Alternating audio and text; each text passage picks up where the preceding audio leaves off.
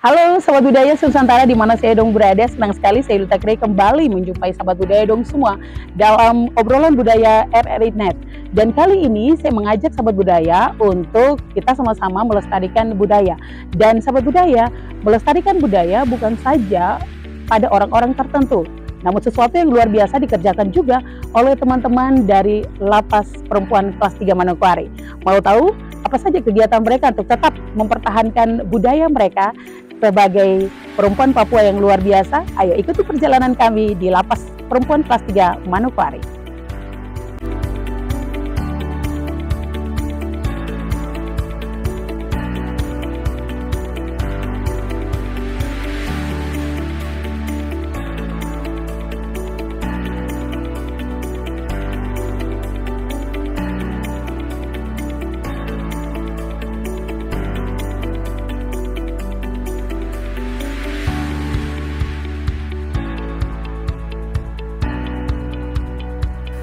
Kita saat ini sedang membuat rajutan dari kulit kayu. Menggulung benang ini melatih agar tangan kita bisa lentur, dan sesudah itu kita masuk dalam proses pembuatan. Kita harus melatih tangan sampai seperti ini. Kita menggulung benangnya dulu, dan pada saat itu kita mulai membangun pola. Kita mengukur panjang dan lebar sesuai yang diminta oleh pesanan. Cara yang pertama, kita harus memasukkan jarum yang sekecil ini. Kita membentuk benang kulit kayu ini seperti angka 8. Kita masuk dari sini, kita masuk ke lubang yang sebanyak langkar-langkar satu-satu lubang untuk memasuki, sehingga dia menjadi bentuk angka 8. Setelah kita menggulung benang seperti ini, kita tarik bawah seperti ini. Prosesnya lumayan susah dan harus butuh fokus, kesabaran agar kita dapat membuatnya menjadi suatu hasil karya yang luar biasa ketika kita membuat bahan seperti noken, pakaian dari benang rajutan ini.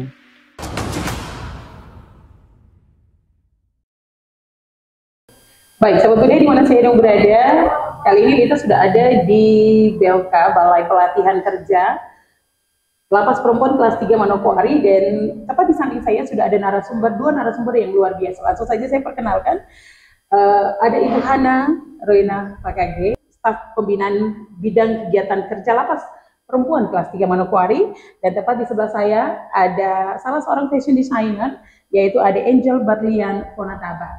Baik, Sobat Budaya di mana saya berada, di belakang kita bertiga juga ada rajutan hasil karya dari teman-teman warga binaan lapas. Langsung saja kita akan coba sedikit mengulas kembali asal cerita, sehingga ada berbagai produk yang luar biasa yang dikerjakan oleh teman-teman warga binaan lapas. Ada Angel adalah seorang fashion designer. Tentunya ada banyak hal yang menjadi pemikiran Ade Angel untuk bagaimana tetap mempertahankan budaya, mengangkat budaya kita. Salah satunya adalah mengangkat noken. Dari yang biasanya kita pakai untuk isi kasbi, keladi, kita pakai untuk isi kita punya barang-barang, kita pergi aktivitas. Dari bentuk noken itu diubah menjadi baju, menjadi fashion yang luar biasa. Ya, yang akan perlu sahabat tahu akan dipamerkan nanti pada Indonesia Fashion Week tanggal 30 Mei 2025. Oke, ada Angel, tentunya ini menjadi suatu perhatian juga. Kenapa ada Angel tidak memilih orang di luar sana, banyak pengrajin-pengrajin di luar sana untuk mengerjakan baju noken tersebut? Kenapa ada Angel berpikir untuk memilih teman-teman warga binaan Lapas Perempuan Kelas 3 Manokwari untuk mengerjakan baju noken tersebut? Oke, jadi untuk pembelian noken sendiri itu karena noken adalah salah satu aset budaya Indonesia dan satu-satunya aset budaya yang ada di tanah Papua yang diakui oleh UNESCO atau dijaga oleh UNESCO. Sehingga setiap tanggal 4 Desember kalau Kakak Lita dan Kakak Hana tahu, kita rayakan Hari Noken Sedunia. Betul. Nah, bagaimana sih kalau kita bisa menjaga noken supaya tetap terus sustainable, terus arif, tetap lestari gitu. Dan saya berpikir sebagai fashion designer yang juga masih muda, apa sih kapasitas saya untuk bisa menjaga noken gitu. Ya jadinya dengan adanya ajang Indonesian Fashion Week, jadi putar otak bagaimana supaya noken yang orang pikir hanya bisa untuk membawa barang dari bentuk tas diolah menjadi sebuah desain pakaian yang modern, sehingga orang terpikir oh ternyata noken tuh bisa setara value-nya dengan kalau teman-teman tahu ada baju dari makram yang dirajut dari benang. Nah, kenapa tidak menyetarakan value-nya gitu? Kalau noken kan sendiri juga sebenarnya bagus sekali. Prosesnya saya mulai dari pencarian benangnya sampai merajutnya susah. Nah, untuk benang yang saya dapat sendiri ada proses yang panjang, dimulai dari mencari benangnya di hutan dari serat kayu. Nah, serat yang saya ambil kan serat genemo, Kakak. Itu diambil dari sebuah apa ya kayak hutan di Nabire. Jadi itu ke pedalaman sekali. Tunggu sampai tidak musim hujan baru bisa ke hutan, baru bisa dapat gulungan. Itu baru dapat gulungan benang yang mentahnya, belum dipintal dari tangan-tangan mama Papua asli dari Nabire, kemudian dibawa ke kota Manokwari. Lalu saya pikir kenapa Manokwari? Karena ya saya asalnya dari Manokwari, Kak Kalita. Kemudian saya pikir kalau begitu dirajut di mana nih kalau sudah dibawa ke kota Manokwari? Dari perkenalan yang dijalin oleh Mama dengan Kalapas, dengan kunjungan yang dilakukan ke Lapas Manokwari, lapas perempuan ya. Akhirnya tahu bahwa di dalam lapas itu ada warga binaan, kakak-kakak perempuan yang ada di dalam lapas itu aktivitasnya produktif sekali, menganyam, merajut tas, merajut baju, seperti yang ada di belakang ini kan hasilnya Kak Kalita.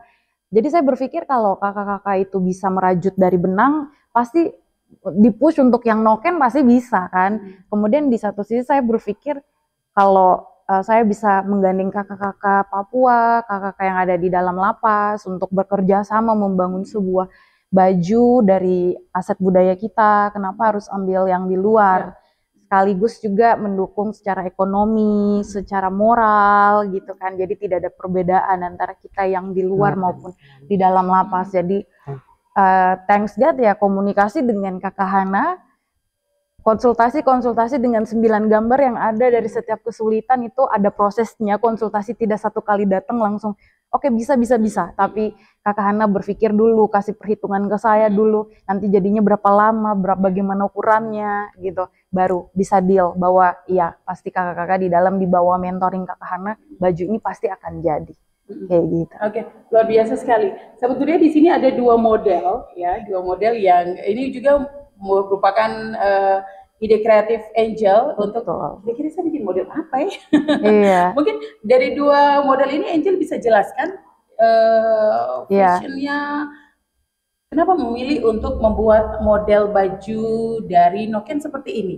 Iya. Apakah nanti Angel tidak berpikir, nanti ada unsur itu terlalu kelihatan seksi dan sebagainya atau bagaimana? Mungkin Angel bisa menjelaskan kenapa Angel mendesain baju dari noken dengan model yang seperti ini. Iya.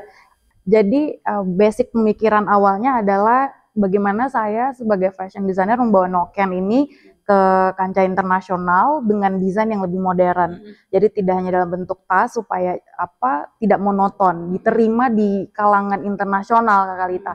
Nah, untuk bisa diterima di kalangan internasional berarti kita harus menyesuaikan juga budaya di luar tanpa mengurangi unsur budaya asli dari kita di tanah Papua ataupun bagaimana cara mama-mama Papua mengenakan noken di kampung atau di pegunungan pada umumnya.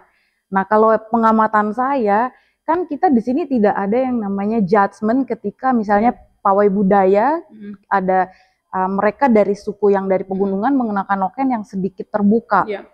Jadi di situ kan sudah mindsetnya sudah diajarkan, diedukasikan bahwa memang kalau terbuka itu adatnya, itu budayanya. Jadi tidak boleh menganggap itu adalah sensualitas, tetapi modernisasi sebuah noken gitu. Jadi jangan dipandang kok seksi sekali, tapi justru stylish dari segi budaya.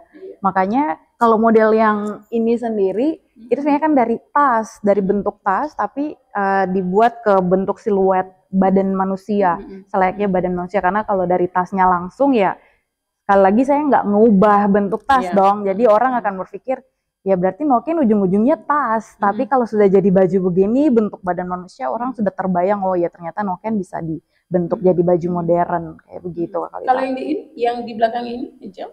Ya, kalau yang ini diambil dari bentuk kotak-kotak, sebenarnya ini cuman permainan apa ya, inovasi Inovasi. supaya terlihat Lebih modern modern. gitu Kakak. Memang ada bolong-bolongnya dan nanti pemakaiannya juga seperti yang digambar bahwa cuman pakai dalaman berwarna kulit, terus luarnya ya seperti ini ya Kalita.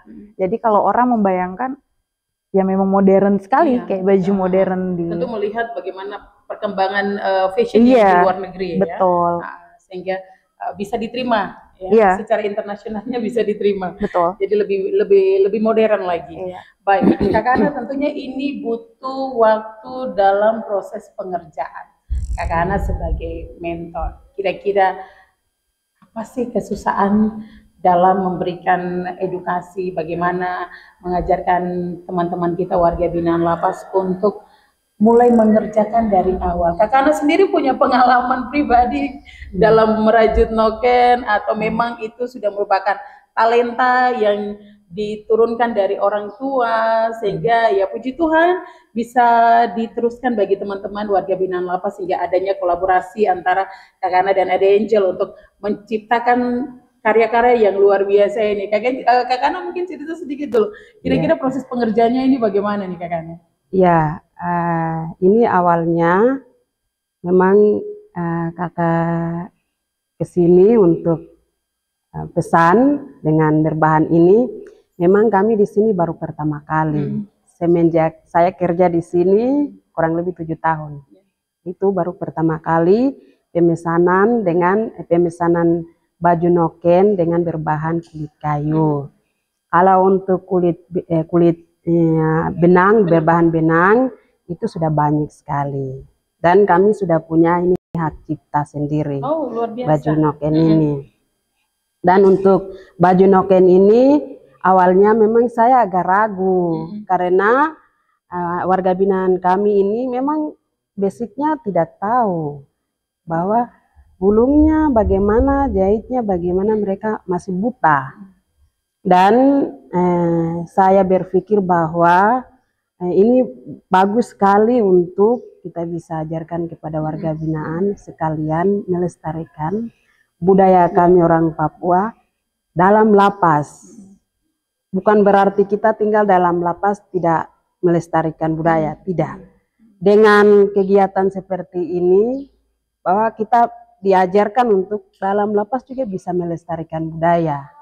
Nah, itu karena nilai itu saya berusaha untuk mengajarkan kepada anak-anak warga binaan kami. Untuk basicnya kami belajar otodidak, tidak diajarkan, cuman kita dilihat dari orang tua. Jadi memang saya tahu jahitnya, cuma pintal yang saya tidak tahu. Dan kesulitan yang kami alami selama kami menjahit ini, gulung benangnya. Iya, proses gulung benang itu kira-kira bagaimana tuh Kak Ana? Proses gulung benang sampai agak susah kayak gitu. Itu saya bagi jarum dulu awalnya, saya bagi jarum, kemudian kasih benang saja selama 1 minggu. Jadi saya minta izin sama pimpinan saya untuk bawa masuk jarum ke dalam kamar untuk mereka belajar. Nah, jadi mereka belajar gulung benangnya selama 1 minggu. Setelah 1 minggu saya panggil kembali mereka, saya tanyakan bagaimana. Kemudian ada perkembangan, mereka bisa bisa gulung benang. Kemudian saya mulailah ajar mereka. Ajar sampai mereka bisa menjahit. Namun ada kendalanya, sakit, tangannya pegal-pegal, kemudian bosan karena pelan. Kemudian mereka tidak terlalu, kalau tidak terlalu fokus, tetap saya suruh buka kembali. Itu tahapannya seperti bagaimana Kak Ana? Gulung dulu, kemudian bentuk dia punya polanya seperti bagaimana tuh Kak Ana? Iya, jadi itu kami terima benangnya kan sudah jadi benang. Sudah jadi benang. Jadi saya ajarkan cara kasih masuk jarumnya gini, kemudian keluarnya begini, gulungnya begini. Jadi saya ajarkan, ada yang tangkapnya cepat, tapi ada yang tidak. Nah, yang tidak itu saya ajar lagi, mereka jahit salah, lepas lagi. sampai sekarang mereka sudah bisa. Jadi kurang lebih 3 minggu ya. 3 minggu proses Ya, pembelajaran proses. untuk membuat. Ya, sampai jadi nih 3 Oke. minggu kurang lebihnya. Jadi sudah 1 baju rok sama dress 1. Jadi sisa 4 baju.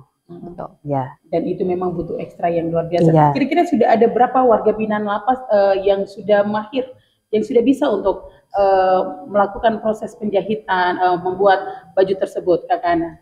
Kalau untuk baju yang berbahan benang rata-rata banyak. Nah, tapi untuk kulit kayu ini baru mereka berlima. Baru 5 orang. Iya, Tapi 5 memang orang. itu teknik yang diajarkan memang sudah diserap dengan baik, sehingga proses pengerjaan juga boleh terjadi atau dilakukan dengan cepat. Oke, selain baju, Kak Ana, apakah mungkin ada aksesoris juga yang diciptakan dari bahan noken tersebut untuk melengkapi baju yang disiapkan untuk nanti dipamerkan pada fashion week?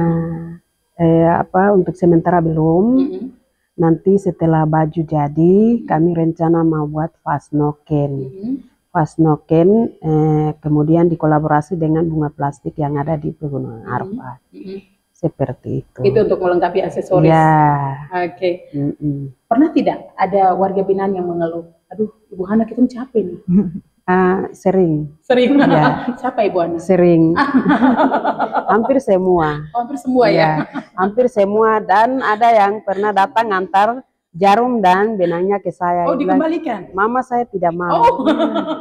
Oh begitu. Iya. Oke. Tapi luar biasa, tetap dipoles terus sampai teman-teman warga binaan lapas ini mereka tekun dan mencintai untuk tetap bekerja untuk menghasilkan rajutan-rajutan baju noken yang tentunya sudah ada kolaborasi, sudah ada planning ke depan agar terciptanya baju noken yang bisa nanti dibawa untuk dipamerkan di kancah internasional. Ada Angel, ini pasti mengeluarkan budget tidak sedikit ya. Boleh tidak? Kira-kira di digit berapa gitu? Tentu ini kalau kita bicara soal kualitas antara benang dan kulit kayu itu pasti kualitasnya berbeda. Betul. Ada pengeluaran yang budget. Apakah ini Adi Angel berusaha secara apa? Dengan modal sendiri, atau apakah memang sudah ada kerjasama dengan mitra-mitra yang lain untuk bisa membawa fashion ini, baju ini yang akan dipamerkan sampai ke kancah internasional nanti? Kalau untuk sementara waktu ya investornya orang tua sendiri sih ya Kalita. Luar biasa. Iya. Jadi tidak ada karena saya berpikir untuk kolaborasi sama mitra lain dengan karya pertama kali dari noken ini kan masih istilahnya ada trial dan errornya.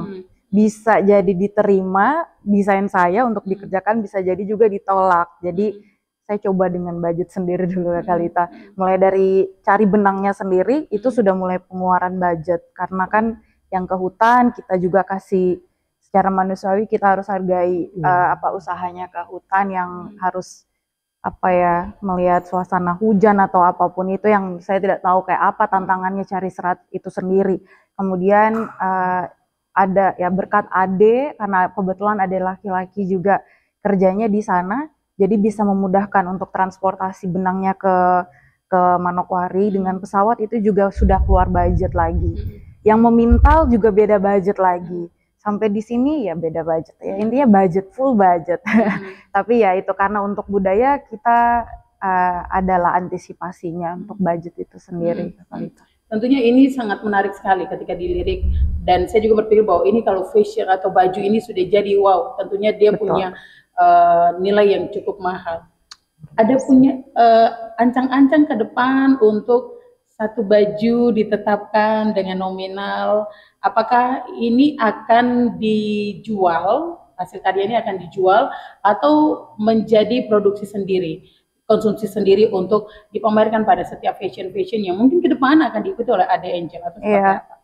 Karena ini karya pertama, kemudian berdasarkan histori yang dibangun di dalam lapas, chemistry yang saya dapat dengan kakak-kakak di dalam lapas, ini pertama kali bahwa dari cerita Kakak Hana mereka bahkan mengalami kesulitan dan kadang ingin give up, tapi apa ya, dengan dorongan dari Kakak Hana mereka mau berusaha.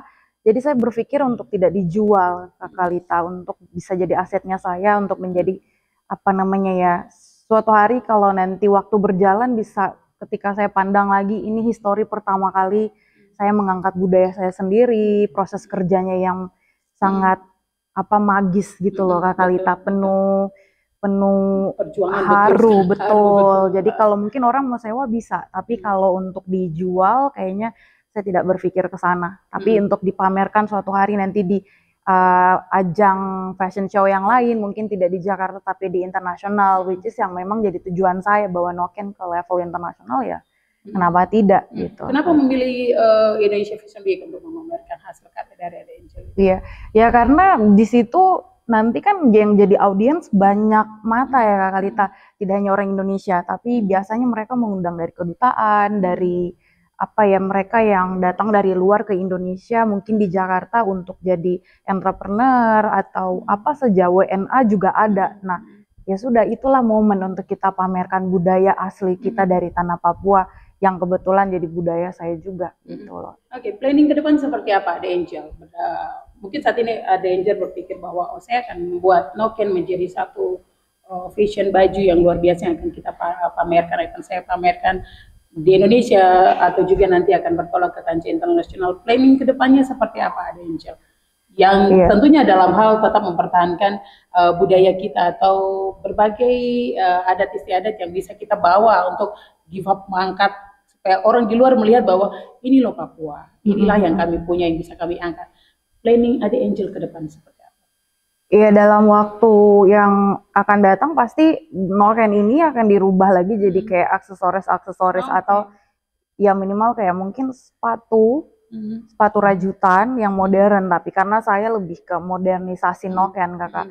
Kemudian tas, jadi kayak sempat komunikasi dengan Kakak Hana bahwa kalau sudah coba-coba baju yang sesulit ini menurut kakak-kakak di lapas, ternyata bisa mampu dieksekusi dan akhirnya bisa ada value-nya secara ekonomi, secara kecantikan, estetiknya ada, ya kenapa tidak saya bermain di tas, karena rasanya cukup iri kalau ada fashion designer yang memamerkan pakaian menyebut adat Papua, tapi mereka bukan asli Papua.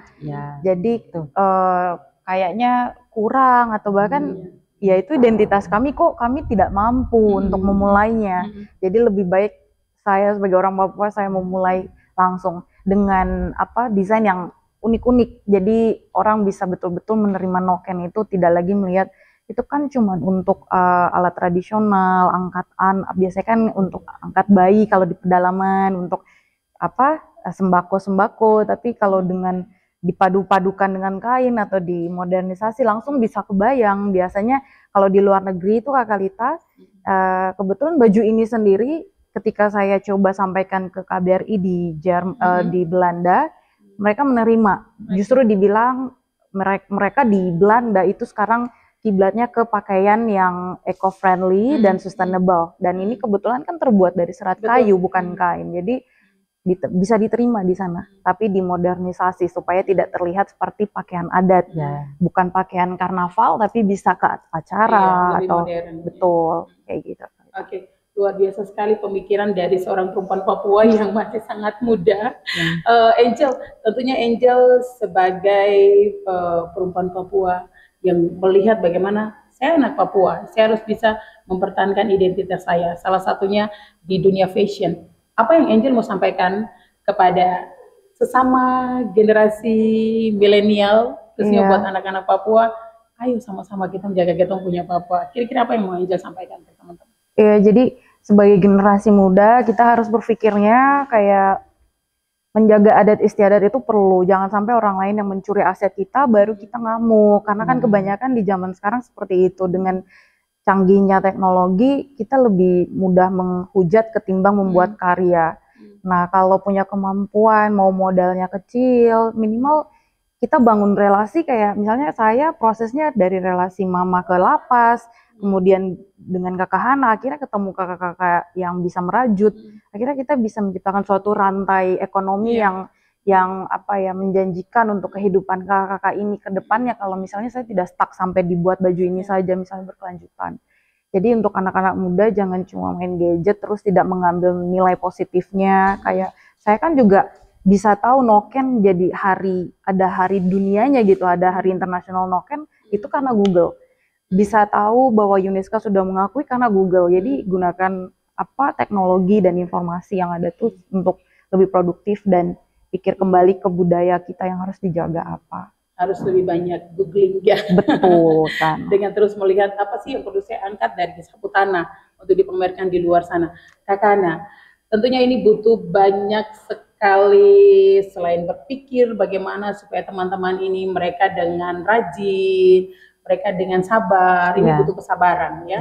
Ini butuh kesabaran bagi teman-teman warga binaan lapas untuk tetap produktif menciptakan sesuatu karya yang nanti ketika mereka kembali ke masyarakat ada hal-hal produktif yang mereka bisa lakukan selain bisa menciptakan lapangan kerja, juga menambah nilai ekonomi keluarga.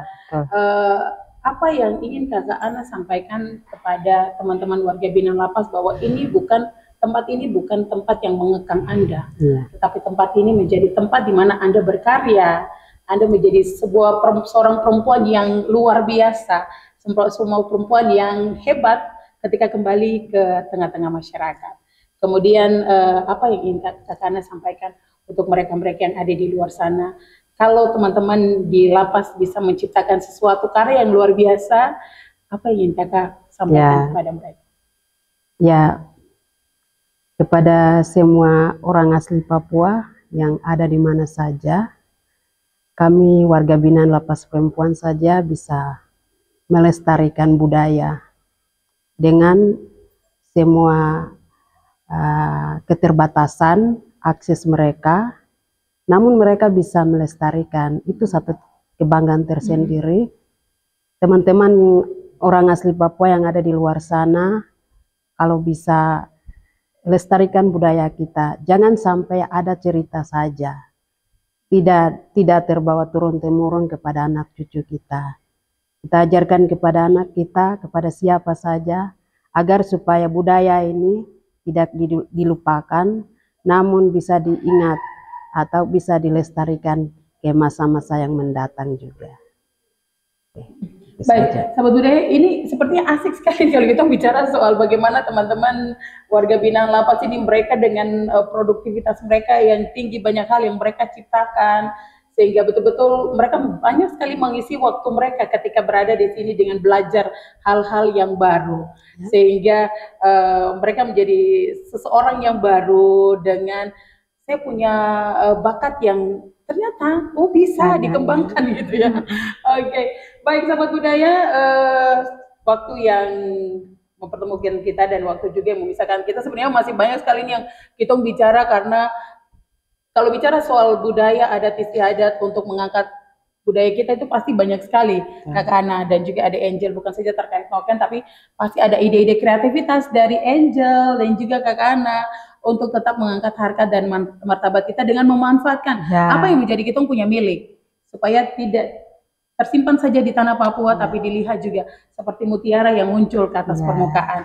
Baik sahabat budaya, terima kasih sudah bersama saya. Kakak Hana, terima kasih, sukses selalu, Tuhan memberkati. Juga ada Angel, sukses untuk kegiatannya nanti dan tetap menjadi perempuan Papua yang luar biasa, ya, menjadi anak Papua yang menjadi contoh untuk anak Papua yang lainnya bisa mampu berkreativitas lebih baik. Teman-teman lapas juga terima kasih banyak sayang. Iya, jadi di sebelah kita ini ada teman-teman lapas yang mereka sementara belajar luar biasa sekali, keren. Ya, sahabat budaya terima kasih sudah bersama kami dalam obrolan budaya RRI Net. Saya Lita, sampai jumpa.